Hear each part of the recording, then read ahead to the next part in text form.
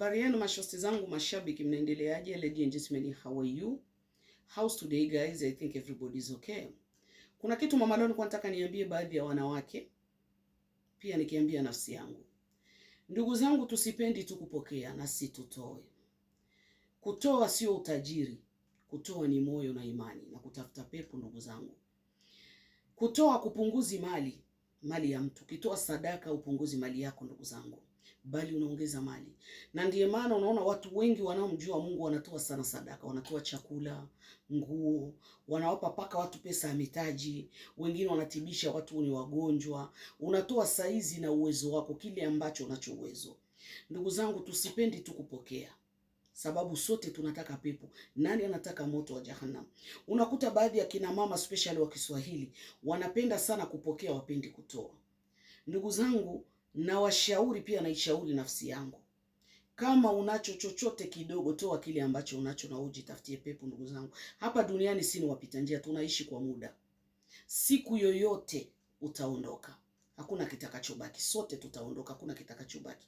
Kwa hiyo tujitengenezea mali njema, sababu wakina mama wengi sana sisi ndo tuko motoni. Baadhi ya kina mama wengi ndio watakuwa motoni hata siku ya kiyama, sababu mtume mwenyewe alitembea miraji. Alikwenda wakati mtume sallallahu alaihi wasallam alikwenda miraji, alisema alikuta wanawake wengi wako motoni.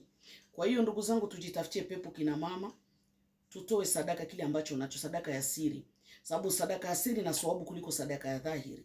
Kama unaweza kutoa ya dhahiri, labda inawezekana kuna sababu, haya sio vibaya, lakini kama inawezekana ya siri ni nzuri kuliko ya dhahiri.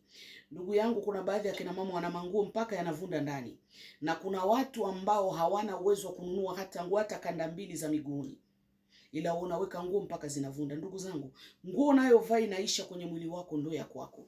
Ile nguo ambayo unaweka kwenye kabati unafunga mpaka inavunda, ile sio mali yako, sababu nguo zote tunaficha, tunaweka kwenye makabati, tutakufa tunaviacha.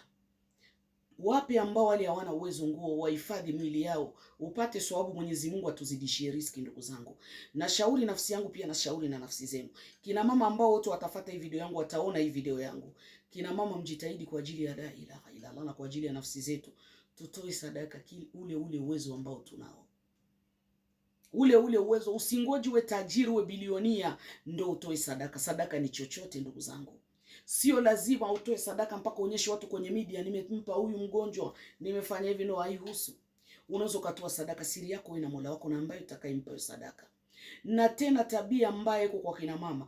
Baadhi ya kina mama ana uwezo wa kusaidia mtu, endeni akishamsaidia anamtangaza. Unakwenda unajisia kila mtu, mimi nimsaidia fulani, nilimnunulia fulani nguo, nilimfanyia hivi. Ndugu zangu, upate thawabu. Ukitoa sadaka alafu ukaadvertise ile sadaka, ukahadisia kila mtu ile sadaka, upate thawabu.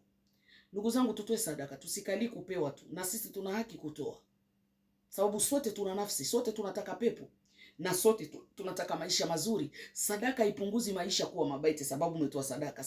Sadaka inaongezea, ndo sacrifice ya uchamungu.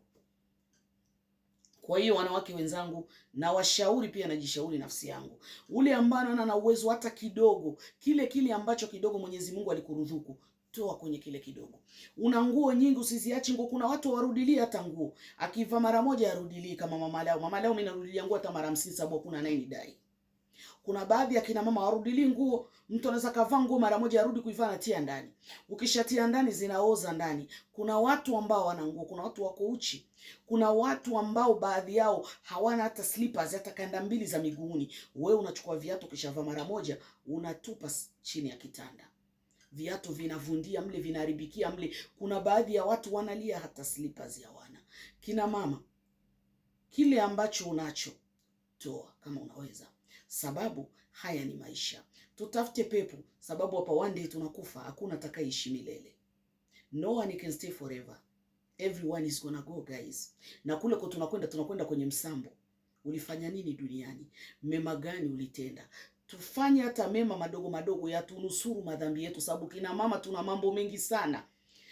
Japokuwa kuna baadhi ya wanaume wana matatizo, ila zaidi si kina mama, ni zaidi. Kwa hiyo wanawake wenzangu, tujitahidi kutoa sadaka, tusikali tu kupewa.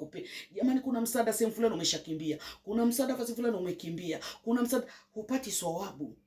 Sawabu ni ile na wewe ambayo unatoa.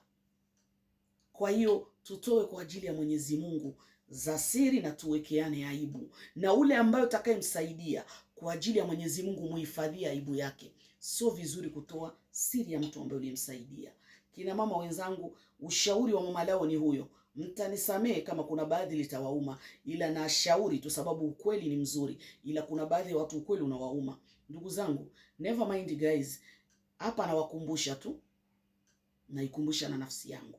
Kwa hiyo kazi mnayo, ujumbe nimeshafikisha. Kina mama